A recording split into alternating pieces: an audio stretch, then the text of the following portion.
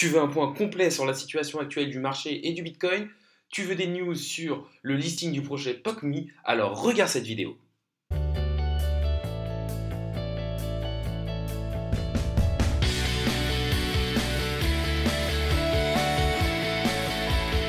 Salut à tous, c'est Inspecteur Crypto, bienvenue dans la vidéo du jour qui traitera tout simplement du JT du vendredi. Un JT du vendredi, c'est quoi? C'est tout simplement un récapitulatif de la semaine avec une analyse du Bitcoin et plus ou moins quelques news. De temps en temps, je vous donne aussi une ou deux pépites qui pour moi semblent intéressantes. Dans ce JT-là, il n'y aura pas forcément de pépites à proprement parler. J'en ai parlé dans ma dernière vidéo où je disais quelles pour moi étaient les crypto-monnaies qui étaient en bonne, qui avaient un bon graphique et qui, graphiquement parlant, pouvait exploser, surtout si on repartait vraiment sur une deuxième jambe de bull run, une cinquième vague d'Elliott et qu'on arrivait à casser l'ancien plus haut historique aux alentours des 65 000 dollars. N'hésitez pas à liker la vidéo, à commenter, à me dire ce que vous en avez pensé et n'hésitez pas non plus à vous abonner. Je vous le rappelle, environ 70% des personnes qui consultent mon contenu au jour le jour ne sont pas abonnées. Clairement, ça permet de référencer la chaîne et ça me donne beaucoup de force pour la suite. Mais tout de suite, passons aux news de la semaine.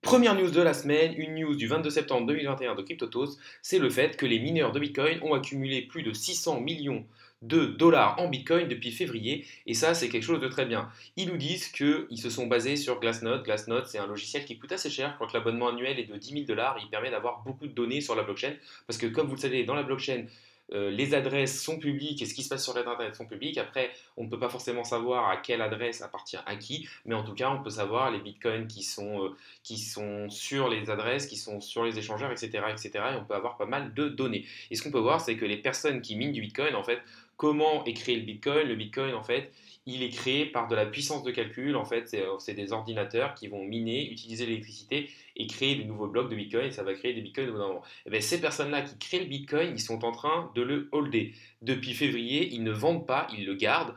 Ça veut dire qu'ils pensent que le prix va monter plus haut. Et surtout, pour moi, pour que ces personnes-là qui ont quand même beaucoup de bitcoin vendent leur bitcoin, il va aussi falloir qu'il y ait une petite folie acheteuse et une dernière marche au bull run pour qu'on puisse justement, pour qu'ils puissent avoir assez de personnes en face pour qu'ils puissent vendre sans forcément faire dumper les prix. Donc voilà, un premier article très intéressant. Un deuxième article en rapport avec les NFT, c'est Dapper Labs qui lève 250 millions de dollars et dévoile un partenariat de NFT avec la Liga. Encore un partenariat de NFT avec le foot. Pour moi, voilà, on voit que c'est quelque chose de très intéressant. On a la licorne française Sorare qui vaut plus de 4 milliards de dollars. Donc voilà, clairement, le domaine du NFT, pour moi, c'est le futur et c'est quelque chose qui va exploser.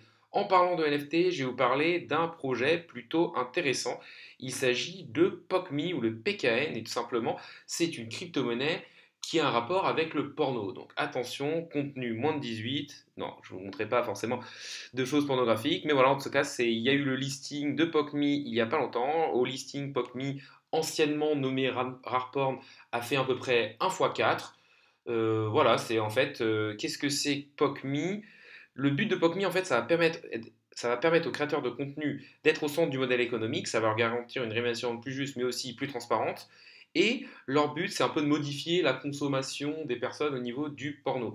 POCMI, en fait, c'est une espèce de galerie de NFT basée sur le porno et ils feront par exemple que certains NFT pourront donner certains droits. Par exemple, si vous avez un NFT d'une actrice porno que vous connaissez, peut-être que vous pourrez avoir une rencontre avec elle, etc., etc. On voit que POCMI, c'est quand même quelque chose qui a eu une petite hype. On voit 33,6 000 followers.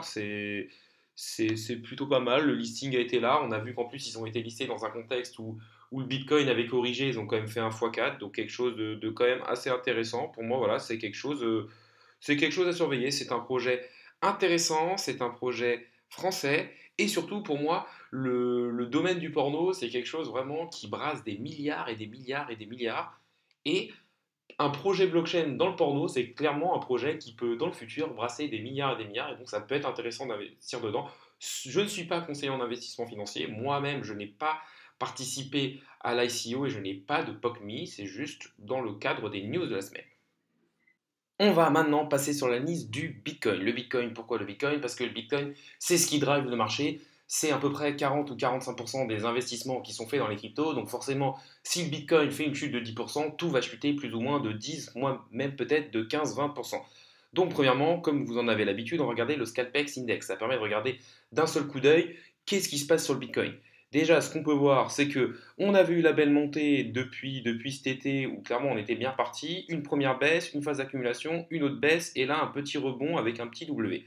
Autre chose, il y a trois indicateurs qui sont plutôt pas mal. On a le Fear and Greed et on voit que là, on est dans la peur à 27. Clairement, les 2 dernières semaines de baisse ont permis de ralentir un peu l'avidité de certaines personnes. C'est vrai que les personnes commençaient à redevenir très bullish sur le marché et là, au moins, ça a calmé un peu tout le monde et le fait qu'on soit à 27, c'est plutôt pas mal pour calmer un peu tout, bien consolider et peut-être repartir pour aller chercher à l'assaut des 65 000 dollars qui est pour l'instant l'ATH du Bitcoin et qui nous permettrait vraiment avec de très grandes chances statistiques de repartir très très haut et d'aller chercher peut-être les 100 000 dollars que tout le monde attend.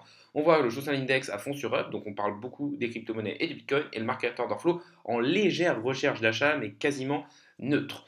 On va passer sur l'analyse graphique du Bitcoin. Bon, ça revient à peu près à ce que je vous avais dit la dernière fois. Le Bitcoin est toujours, pour moi, est toujours haussier, en tout cas au moins à moyen terme. Après, voilà, on peut être dans un dead cat band. Pour moi, je privilégie à 70% l'hypothèse que l'on est encore en bull run et qu'on va aller recasser la TH, mais pour le moment, rien n'est sûr.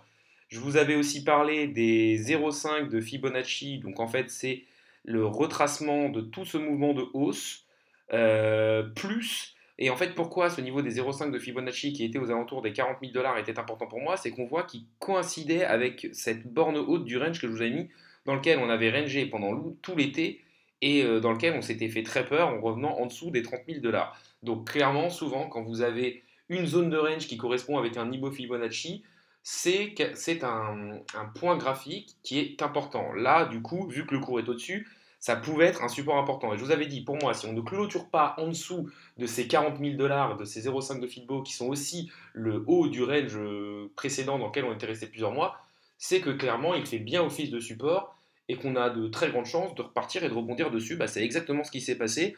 On voit qu'on a eu la descente, qu'on a un petit peu méché en dessous, mais clairement le cours de clôture s'est fait pile au niveau de la ligne que j'avais mis. Je ne l'ai pas touché depuis, et là on rebondit derrière. Après, ça ne veut pas dire qu'on ne peut pas s'enfoncer en dessous.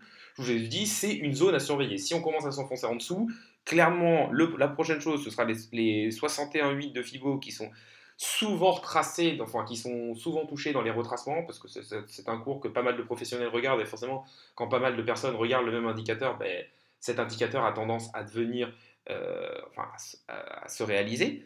Et après, voilà, clairement, ça peut retancher très bas. On voit qu'au niveau des 61,8 de Fibo, on a en plus ce creux-là, donc où on a clairement un beau support aussi. Clairement, si on passe en dessous, on peut très vite, pour moi, si on passe en dessous des 38 000, on peut très vite revenir aux alentours des 30 000.